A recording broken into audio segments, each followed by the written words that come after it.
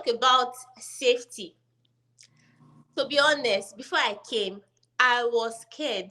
Do you know that I was having tremors? I was shaking like, hey, I'm going to the US. As soon as I told some people that I traveled to the US, and then they started sending me a message, hope you're safe. Where your heart is safe. Have you encountered racism? What is this and that? So I don't blame them. It's what the media has made us to understand. But that was my expectation. So from the UK is a lot calmer. It depends on where you're staying. But if you're staying in London, those highly populated area is still more like New York. But because I'm coming from the UK and where I lived in the UK, a lot calmer. It's a residential area. I was like, so I'm going to the US. So me, I just want that kind of life. But when I came here, do you know that since I came here, the reality is that I have not encountered anything of such. And to my greatest surprise, the Americans, they are warm more than the English people. Sorry if I'm just making work. I know they'll come for me, my friends. My English friends will come for me. It's just the sad truth. It's the reality. Because when I first came into the UK, they were not warm to me. And then a lot of things they could hardly, we'll get to that, about the accent and the language, the cultural shock or the cultural shock. We'll get to that. You will greet them, they will not even answer you, they will walk. But here, so I felt like, if English people can do that, Americans will do worse. So when I came here, the Americans I met, maybe it's the one I met, or maybe I'm just lucky, they're a lot warmer than the Brits. Okay, I'll take for example, when I went to see my healthcare provider, they call their doctor healthcare provider here. For the first time, they just gave me a doctor, and then they just wanted to introduce the doctor to me. That this is the doctor from now henceforth that will be taking care of you as you're in the US. I was like, hey, okay. I got there. She was like, oh, you're Jennifer. I said, yes, I'm Jennifer. Do you know that this woman, she's American? She was like, you just came into the US. I said, yes. But like, where have you been to? I said, I just don't have it. I don't know anywhere around here because I'm new here. The woman went, after consultation, she went as far as asking her colleagues where I can visit, where I can take my son to. That's number two. She even went as far as telling me I should join black group. There are a lot of black group here, a lot of Nigerians here. I was like, after all this, I had to tell her that you're the best American I've ever seen. Because like, so even apart from the doctor, a lot of people around here, they'll say hi to you. Oh, you look good, you look good. I think maybe it's where I'm living. Correct me if I'm wrong. I know a lot of people will come and say maybe it's where I'm living. So my expectations were like, racism is bad here. But don't get me wrong, I've seen a lot of things in the media, and I've seen the Black Life Matter movement. I understand all this, but I'm just saying from my own perspective, I'm new in the country. So this is what I have experienced, and I hope it will continue that way. So over to you, Esther. You see, you know how what is being like pushed by the media about Africa is poverty. So it's just the media that is showing you all these things. And before you come here, you'll be afraid. You say, crime rates, this and that, and all that. And since I've been here as well, these things you are saying, I understand you. Because since I've been here, I've not experienced racism. I'm not saying it doesn't exist, but it's just that they are pushing it so much that you think that in every corner that you enter, you are going to experience racism or somebody is going to be hurtful towards you. It's not true. So since I've been here, in fact, when I just came, I used to wonder why everybody was saying hi. You just come out of your house, you see people walking, they'll be smiling. You turn around and check to see if they're smiling at someone else. It's you. So me, I not even got used to it. In fact, sometimes me that even used to smile first and wave. They will just be walking by, they will smile, or they will see you, they will compliment you and all that. They are really, really nice people here. Like, they are so nice and welcoming. If you are, even as student workers, like as an international student, sometimes you just go to work, you go to the office and you see that somebody has dropped a gift for you. Like, yeah, they're always so nice, like trying to, trying to make sure that you feel comfortable, especially when you're an international student. They're trying to invite you to their events. They want you to mix up. They are really nice. So that's not to say that these things don't happen. Yes. But it doesn't happen everywhere. So if you are coming, don't come with that fear. Just remember that there are people here assuming that it is poverty that is in your country. So that's how you are also assuming that it's only racism that is in their country.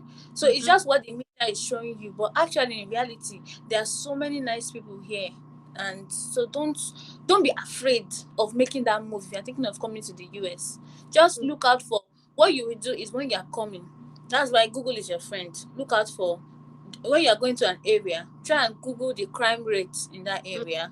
Try and look out for, what are the security statistics and all that stuff. Just try and look up those things, security and everything. Another thing is if you're coming as a single person, it's advised, even as a family, if you're coming for the first time, it's advisable that you live in an apartment complex. Don't just go and rent a standalone house when you're just coming.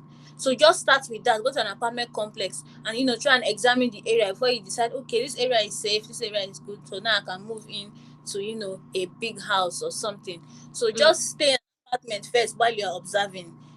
But so far, I've had a really good experience with Americans here. They have been really nice and very caring. And there's something that they also do here. I'm talking as a student. There's something they also do here for students. They do it in other schools as well.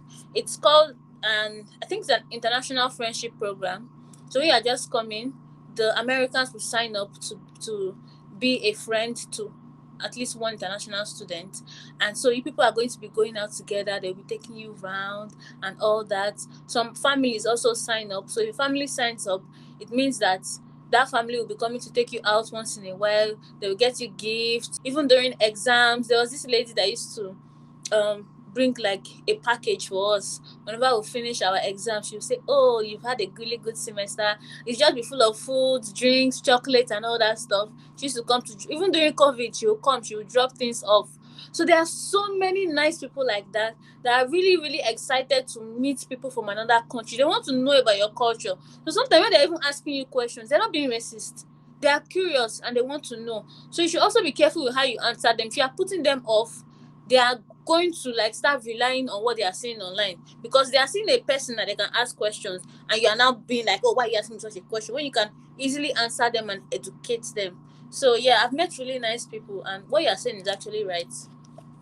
And also, I just want to add to that. If you know you're coming abroad, it might be in the US or in the UK, it's best you come with an open mind. I thought of doing another video, maybe with Esther, just to tell you those things you should know before you come into the US. But I think we'll just put it there. We don't want this video to be long though. So if you're coming abroad, if you're relocating, come with an open mind. Because if you come based on what you've heard in the media, you've heard this, there's racism, these people are black. But to be honest, when I got to the UK, my narrative changed. The way I think changed. Like, I just look like another person. I don't take things personal. Like, I'm just living my best life. Because I have stayed and I've seen the way these people are. Life is not always gra gra. Life is not always aggression, violence every time. Do you know that if you come in an open mind, you make good friendship with these people? I mean, this is their country. You don't know this country. You will Mm-hmm. find, yes, but that's not to say that they are not bad people here. But you still see one or two persons trying to show or throw something like, oh, where are you from, Africa? Do you go eat this? Do you? But I take it as a joke. Do you know that when I was working in the UK as a nurse, there are times where some of my colleagues came to me and they were like, Jennifer, you look a lot different. I was like, why do you talk like that? They'll be like, no, I don't think you are black. Maybe you just have the black skin, but a white. We're just joking like that. I was like, don't say that. Because the way I think, you don't just open mind, accept people, let them do it to you. Not that before they come to you, be like, don't talk to me, don't talk to me. Everything is yes, that's the way people say. I've seen some of my friends, or not friends, colleagues, the way they do, just tell them small to be like, don't talk to me, you racist. You don't talk to people like that. These people that are human, but we're all one. That's how. So please, if you're migrating abroad, anywhere abroad, come with an open mind. That's not to say you still see people that are abnormal. I would say they're abnormal. You still see some people, but just do your thing and pass. Don't let it get to you. You know the reason why you're here. You live your best life, make the money. That's what we're doing. So I just thought to have that. Okay, so let's talk about jobs. When before I came here, they say America is the land of opportunities. So I was like, so it means someone like me can do like 15 jobs and make that money. So I'll just walk into it, I'll just be making money. I've been shocked. It's not like that. My sisters and brothers, it's not like that. You literally need to search. Even if you search your hand. It's not like that. But there are a lot of opportunities out there. So you just need to have the right document. And also there are a lot of scammers out there, scam pages. So apply directly is the best thing anybody can tell you. It's best to apply to the company directly. So I'm sure the way I saw it from the UK, I was browsing online, see jobs. I was like, see jobs. All the ones you will apply for, maybe you want to do a work from home, you want to add it to get small thing. You see spam, they'll keep calling your life. So guys, it's not what we think, but there are a lot of jobs here, actually. There are a lot of opportunities. But what I expected was, those sites I was seeing online, they were real. It's a lie, it's a lie. It's not real. It's not what I expected. Over to you, Esther. And that scamming thing, they do it a lot. They would even start what's it called? Sending you text messages that, oh, I see you need a job, this job is available, 40 hours a week, this one and that one, this one. Say like you have to apply directly to the company, like you said, or you can use Indeed. Indeed is also a good platform that you can use to apply for jobs. Another thing is, if you are coming here as a student, sometimes agents will tell you that when you come, you just work and use it to pay your fees. You just be working. Jobs are many. It's not like that. It's illegal to work outside school. So you can only work in school and you can only work for 20 hours. I explained that in a previous video. So legally, you can only work in school for 20 hours. Another thing you can do is, if you feel like the pressure is too much, maybe you're having financial troubles, you can then go to the international office and tell them that you're having financial troubles and you need to be able to work outside of school. That is when you can apply for a permit to be able to work outside of school. So with that, you can start working in other places, maybe like Walmart and all that stuff. Just know that if you're going to work at Walmart, you will stand, though. They don't have chair. You will stand. So you see all these menial jobs that you're saying, there are jobs everywhere, they are paying per hour. It is not easy. In many of these jobs, you are going to stand. If you are working with, let's say, Amazon, you are going to do manual labor. So in many of these jobs, they are telling you that you start imagining that once you come, you just start working, money is flowing in. It might get so stressful that you might not even be able to maintain those jobs. Because imagine you trying to study and then work in school and then work outside school. It's a lot. So you have this idea that, these jobs are these jobs are going to be easy. That America is a soft place. But then you realize that it is not what you are thinking. So there are jobs, though, they're actually jobs, but you have to be careful so you don't get scammed. And you should not expect that, you just easily find a job that you will do. Maybe you be thinking that you work 60 hours, you start calculating. That's one thing. Don't calculate your salary before they pay you, because by the time they remove all the tax and everything, don't calculate it. See how they say don't count your eggs before they hatch. Don't calculate, just wait, let the salary come first before you start planning, because they will tax you. But the thing is that at the end, you get your tax return, which is another topic.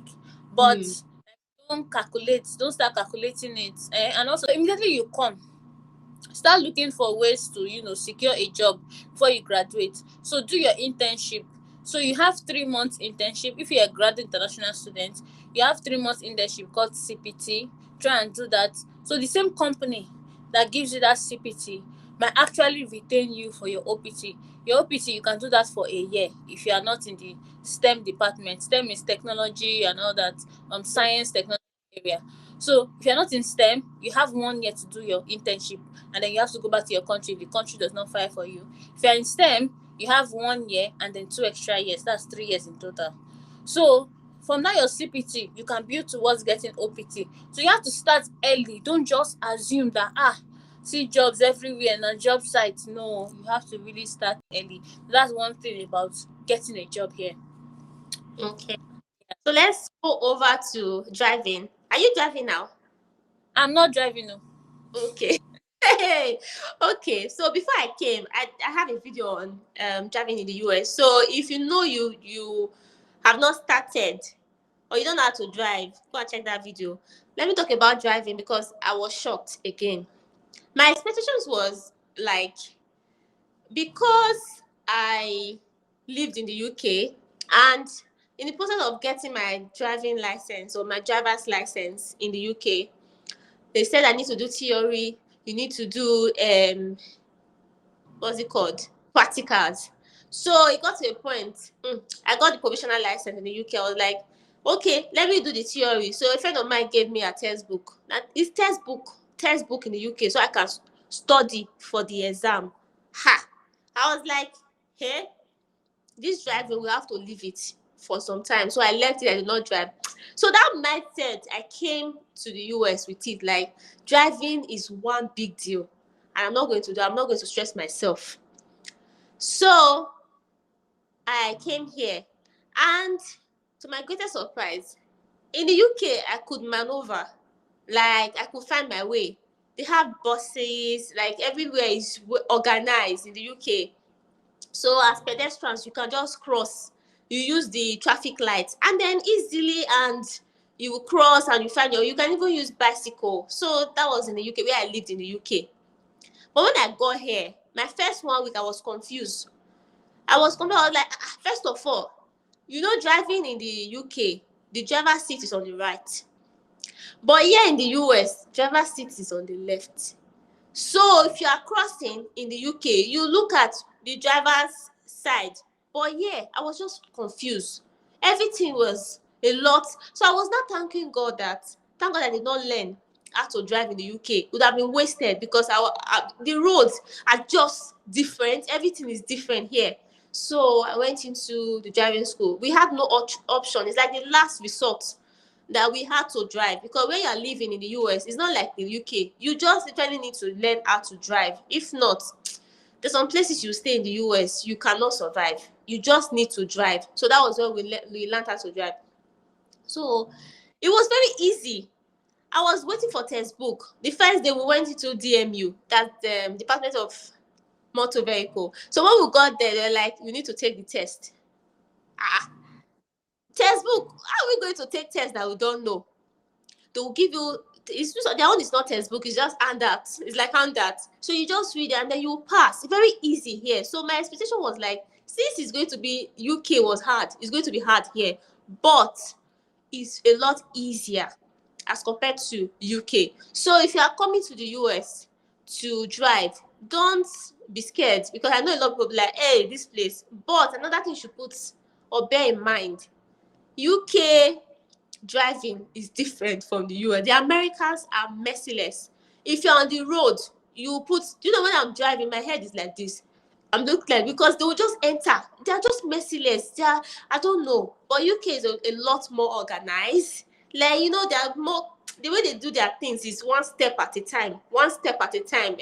But here in America, they're just having fun. So those are my expectations. I was shocked.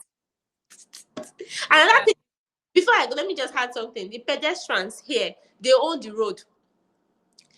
They will just enter. You'll be driving in the middle, maybe their lights. I don't think they use their lights. Before the lights stop, you just, in the middle of the road, you're just driving. You just, somebody just enter the road and they'll be catwalking. So you have to wait for them. It's their right. But in the UK, they have lights.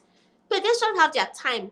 Motor vehicle have their time. But here, So those are my expectations. So a life here is a lot different from the UK. Over to US, star. Yeah. So here, pedestrians have what they call the right of way. So even if they have light, but even if they don't even use that light, if you mistakenly jam somebody, you will pay. So that they are the owners of the road. So when they are walking, just wait for them to finish, then you pass. That is it. Then you know how you cross in Nigeria, that if you see because Nigerians don't really obey traffic laws. So as you are even if the road is empty, you will look left and right like 10 times, then you just run and cross. Yeah, you can catwalk. Oh. You see those videos that people used to do when they are catwalking on the road in New York? Because they have the right of way. It's real. No, it's real. No more lawyer will come and jam you. They have that right of way. And then another thing is, so she's coming from, you see that the experience is different. She's coming from the UK where the drivers are on the right side. Now, if you're coming from Nigeria where the drivers are on the left side, it's going to be an easier transition for you. The only thing is that you have to learn to keep traffic laws, to obey traffic laws. You will not have coconut head. Because you see those traffic lights, there's camera there. If you pass like this, just by yourself, just say cheese because they will catch you. And They'll find you. they will find you, they will catch you. So obey traffic laws. Oh, when they say stop, you read. That's the thing. That handout they are giving you is all the laws. So if you see this light, know that you should do this. If you see this, know that you should do this. Once you are able to familiarize yourself with those laws, you will be fine.